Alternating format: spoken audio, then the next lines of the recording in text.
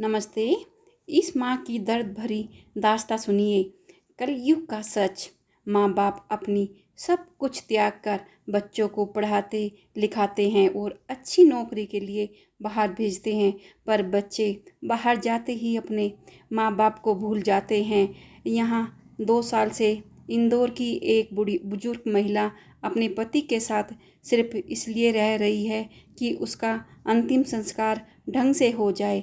महिला का बेटा इंजीनियर है और कनाडा में किसी हवाई जहाज की कंपनी में 1 करोड़ के पैकेज पर काम करता है।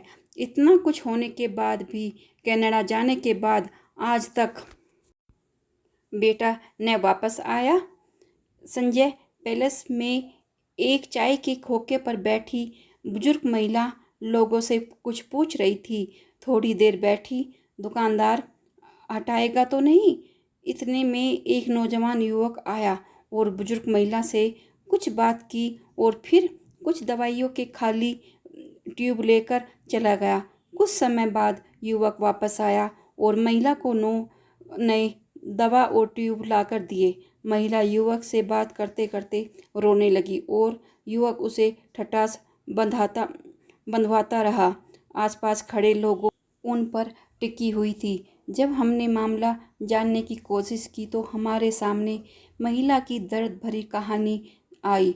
बुजुर्ग महिला का नाम प्रीति ठाकुर है। उनके पति का नाम केवल ठाकुर और बेटे का नाम विक्की ठाकुर है। महिला इंदौर की रहने वाली है और राधा स्वामी मत की अनुयायी है। महिला के अनुसार उसके पति आयुर्वेदिक डॉक्टर थे और काम सही चल रहा था। फिर पति हीरो के काम में लग गए जो गैर कानूनी था और उसने उसमें सब गवा दिया। बेटे विक्की को हमने खूब पढ़ाया लिखाया और इंजीनियर बनाया। 3 साल पहले उसकी नौकरी कनाडा में एक हवाई जहाज बनाने की कंपनी में लगी और हमने जमा पूंजी खर्च कर उसे भेज दिया। शुरू में 2 बार उसने पैसे भेजे, फिर बंद कर दिए।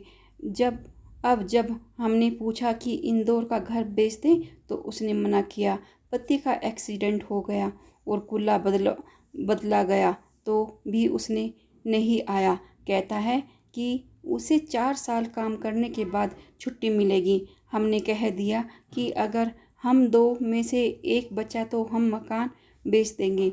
बुजुर्ग प्रीति इंदौर में आगरा राधा स्वामी सत्संग सभा में सत्संग के लिए आई थी। यहाँ कुछ दिन पहले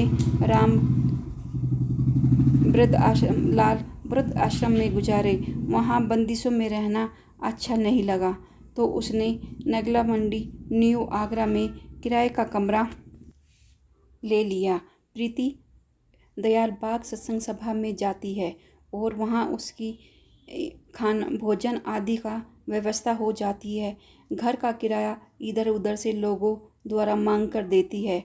कोई दवा देता है तो कोई चाय पिला देता है। इस तरह उनका जीवन चल रहा है। पूछने पर कहती है कि ये पूर्व जन्म का फल है, इसलिए इस जन्म में सत्संग करती हूँ ताकि अगली बार सब ठीक हो। बात करते समय महिला की आंखें आंसू देखकर हर कोई दर्द से भर गया।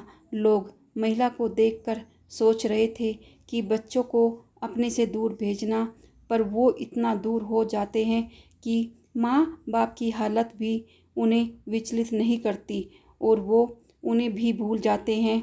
इस माँ की कहानी आज के दौर में हजारों ऐसी माँ से मिलती होगी जो आज चाहे आलीशान बंगलों में रह रही हो या फिर एक झोपड़ी में, लेकिन उनकी नम आंखें आज भी उनके बेटों के घर जाने की राह देखती हैं, जिसे न केवल उसने अपने सीने से लगाकर पाला बल्कि उसे पढ़ा लिखा कर इस दुनिया के काबिल बनाया। पर शायद उस माँ को ये नहीं मालूम था कि बाहरी दुनिया की भीड़ में वो बेटा अपनी दुनिया को ही भूल जाएगा।